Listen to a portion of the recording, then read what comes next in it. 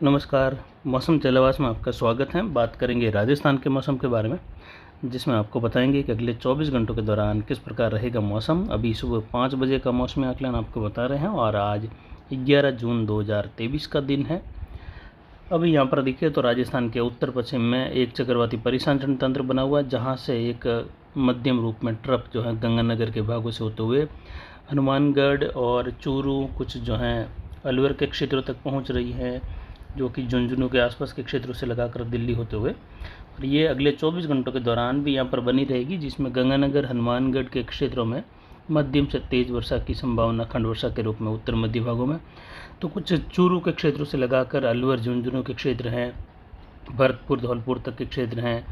इसके अलावा देखें तो बीकानेर के क्षेत्रों से लगाकर जैसलमेर के उत्तरी उत्तर मध्य भाग हैं, जोधपुर के उत्तर पश्चिमी भागों के आसपास से लगाकर WD की परिस्थितियों के कारण यहाँ पर जो है कुछ खंड वर्षा और अंधड़ की गतिविधियाँ रहेगी। वहीं अरब सागर में बना हुआ तूफान बिपरजॉय जो है लगातार उत्तर की ओर बढ़ रहा है और ये वेरी सीवियर साइक्लोन की कैटेगरी में है। इसके एक्सट्रीमली सीवियर साइक्लोन की कैटेगरी में पहुंचने की संभावनाएं हैं और ये लगातार उत्तर में बढ़कर उसके बाद में जो गुजरात के नलिया के आसपास के इलाके हैं, वहाँ से लगाकर नारायण सरोवर होते हुए कराची के बीच वाले क्षेत्रों के आसपास से 15 तारीख को ये यहाँ पर हिट कर सकता है और ये उत्तर पूर्व में आगे उत्तर गुजरात के आसपास से लगाकर राजस्थान के बाड़मेर के जालोर के क्षेत्रों से होते हुए इसके आगे बढ़ने की संभावना रहेगी, जिसकी जानकारी लगातार आपको सुबह व शाम के वीडियो में दी जाएगी। इस तूफान के कारण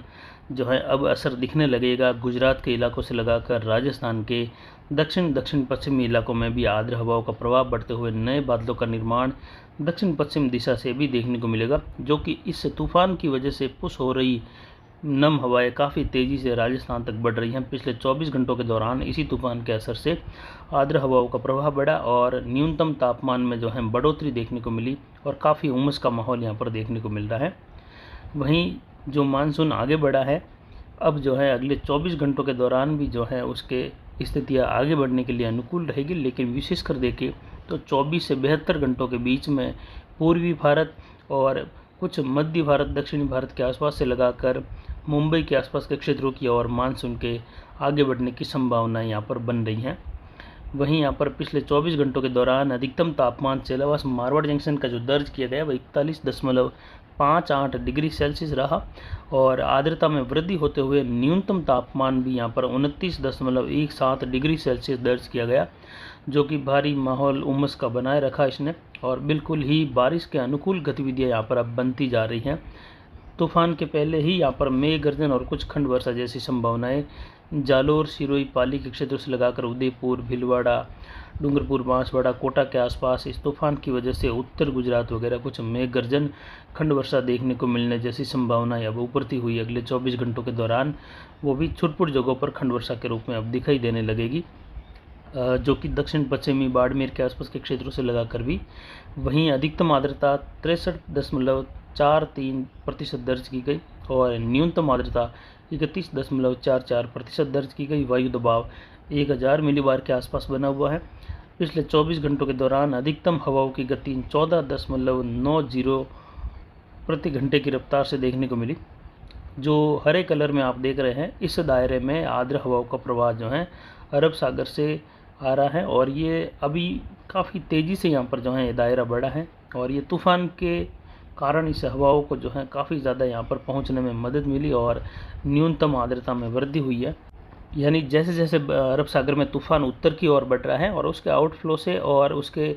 जो निचले हिस्से में हवाएं जो हैं पुश हो रही हैं, पूर्व से बढ़कर इस तूफ़ान की ओर बढ़ रही हैं और सीधा ये जो है कुछ गुजरात और राजस्थान के क्षेत्रों की ओर तेज़ी से हवाएं जो है लगभग 1000 मीटर की ऊंचाई तक भी तेज़ी से बढ़ रही हैं, जिससे भारी आर्द्र हवाओं का प्रभाव अब राजस्थान के दक्षिण पूर्व में भी बढ़ गया है गुजरात से लगाकर, जिससे अगले 24 घंटों के दौरान या 24 से 48 घंटों में यहाँ पर खंड वर्षा जैसे बाड़मेर के दक्षिण पश्चिमी इलाके हैं, जालोर सिरोही पाली उदयपुर डूंगरपुर बांसवाड़ा, यहाँ पर कुछ मेघ गर्जन छुटपुट खंड वर्षा वाली गतिविधि और कुछ ऊंचाई वाले बादल, कुछ जो है निचले स्तर के बादल भी इसके साथ ही आर्द्र हवाओं के कारण देखे जाएंगे और कुछ बौछारें बूंदाबांदी जैसी संभावना रहेगी। जबकि उत्तर पश्चिम में WD के कारण जो है तूफानी बारिश और अंधड़ वाली गतिविधियों का दौर अगले 24 घंटों के दौरान भी कई जगहों पर देखने को मिलेगा, जिसमें जैसलमेर जोधपुर के उत्तर पश्चिमी मध्य भाग हैं, बीकानेर के क्षेत्र हैं, गंगानगर, हनुमानगढ़, नागौर, वहीं जयपुर संभाग के इलाके हैं कुछ जो हैं ये पाली के उत्तर तक भी इसका असर दिखाई दे सकता है अगले 24 घंटों के दौरान। यानी WD प्लस यहाँ पर अब जो है अरब सागर से आने वाली हवाएं, तूफान का प्रभाव दोनों यहाँ पर जो है कुछ मिला जुला असर नए बादलों के निर्माण के रूप में अगले 24 घंटों के दौरान दिखा सकता है, जिसमें कुछ अरावली रेंज के आसपास भी मेघ गर्जन वाली गतिविधि उभर सकती है। लेकिन ज़्यादातर फिर भी दक्षिण मध्य राजस्थान से लगाकर दक्षिण पूर्व दक्षिण पश्चिम में मौसम शुष्क ही बना रहेगा। कुछ जगहों पर जो है बूंदाबांदी जैसी गतिविधियाँ, हल्की खंड वर्षा वाली गतिविधि उभरेगी। जैसे जैसे अगले 48 घंटों का समय बीतेगा तो बिपरजोय के कारण जो है यहाँ पर बारिश में बढ़ती हुई गतिविधियाँ देखने को मिलेगी पाली संभाग और उदयपुर संभाग के क्षेत्रों में, फिर जोधपुर संभाग, वहीं गुजरात के सौराष्ट्र रीजन और कच्छ रीजन के क्षेत्रों में अब जो है अगले 24 घंटों में बारिश की गतिविधियों में कुछ बढ़ती हलचल यहाँ पर दिखाई देगी और यहाँ पर तेज हवाओं के साथ कई जगहों पर मूसलाधार वर्षा जैसी गतिविधियाँ भी खंड वर्षा के रूप में अब उभरती हुई दिखाई देगी। वहीं महाराष्ट्र के पश्चिमी इलाके हैं, वहाँ पर मुंबई के आसपास से लगाकर गुजरात के सूरत तक के इलाकों में भी हवाओं की गति बढ़ेगी और वहाँ पर भी जो है हल्की से मध्यम कहीं कहीं जोरदार खंड वर्षा होने जैसी संभावनाएं अब 24 से 48 घंटों के बीच में बढ़ने वाली हैं और 24 से 48 घंटों के बाद में यहाँ पर जो है बारिश में बढ़ोतरी होगी और कई जगहों पर मुंबई में भी जो है बारिश की गतिविधियाँ लगभग 14 जून के आसपास से लगाकर जो है 18 जून के मध्य मूसलाधार व कई जगहों पर भारी वर्षा जैसी गतिविधियाँ देखने को बन रही हैं। वहीं बंगाल की खाड़ी के उत्तर मध्य भागों में वेलमार्क सिस्टम बना हुआ है, जिसके कारण पूर्वी भारत के क्षेत्रों में भी पूर्वोत्तर राज्यों के बचे हुए यानी सिक्किम के हिस्से हैं, पश्चिम बंगाल और बांग्लादेश के बचे हुए हिस्सों में भी मानसून आगे बढ़ेगा और उसके बाद में जो है यहाँ पर एक लो बेल्ट बनने से निम्न दबाव बनने जैसी गतिविधियाँ भी यहाँ पर बनने की संभावना है और ये तूफान जैसे ही अगर आगे बढ़ेगा और जो अनुमानित ट्रैक है उस हिसाब से ये नलिया द्वारका के आसपास के क्षेत्रों से लगाकर कराची के बीच वाले क्षेत्रों में कहीं पर भी अगर टकराता है तो इसके आगे बढ़ते हुए सर्कुलेशन के रूप में फिर धीरे धीरे यानी पहले ये तूफान की कैटेगरी में टकरा सकता है। ज़्यादा संभावना है कि सीवियर साइक्लोन की कैटेगरी में नलिया के आसपास से लगाकर कराची के बीच में इसके टकराने की संभावना रहेगी, जिससे ये आगे बढ़ते हुए अगर राजस्थान की ओर बढ़ रहा है उस दौरान भी जो है ये साइक्लोनिक स्टॉर्म की कैटेगरी में रह सकता है, ऐसी संभावनाएं ज़्यादा है। उसके बाद में ये डिप्रेशन और जो वेलमार्क सिस्टम फिर चक्रवाती हवाओं के क्षेत्र के रूप में उत्तर प्रदेश तक पहुंचकर आगे बंगाल की खाड़ी से बढ़ रहे सिस्टम के साथ मिलकर पुनः जो है इसके बादल मध्य भारत और राजस्थान की ओर आने वाले चौथे सप्ताह के दौरान बढ़ सकते हैं। यानी अरब सागर से जो तूफान के बादल बन रहे हैं, जो तूफान बन रहा है आगे बढ़ते हुए कमज़ोर रूप में फिर सर्कुलेशन के रूप में इसी के बादल बंगाल की खाड़ी से आ रहे चक्रवाती हवाओं के क्षेत्र के या निम्न दबाव के साथ बढ़कर पुनः जो है राजस्थान उत्तर पश्चिम भारत के क्षेत्रों की ओर आने वाले समय में कुछ बारिश दे सकते हैं।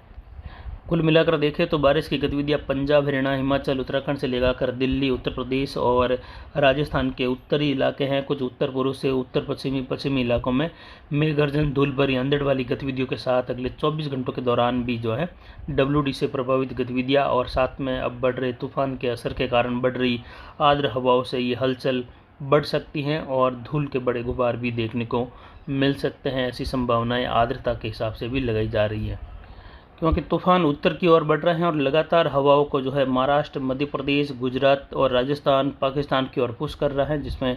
आप हरे कलर में देख सकते हैं। और इसी दौरान कमज़ोर WD उत्तरी राज्यों पर है, लेकिन ये असर दिखाएगा मजबूत WD जैसा, क्योंकि यहाँ पर जो है पहले से ही सर्कुलेशन जितनी हवाओं को अपनी ओर नहीं खींच रहा है, परिसंचरण तंत्र जितनी नहीं खींच रहा है, उससे ज़्यादा ये हवाएं जो है इस तूफान की वजह से राजस्थान के क्षेत्रों की ओर पुश हो रही है और बारिश अंदर की गतिविधियों में ज़्यादा हलचल पैदा कर रही है। तो फिलहाल अभी की जानकारी के लिए इतना ही। आगे की जानकारी के लिए बने रहे हमारे चैनल पर। नमस्कार, जय हिंद, जय भारत।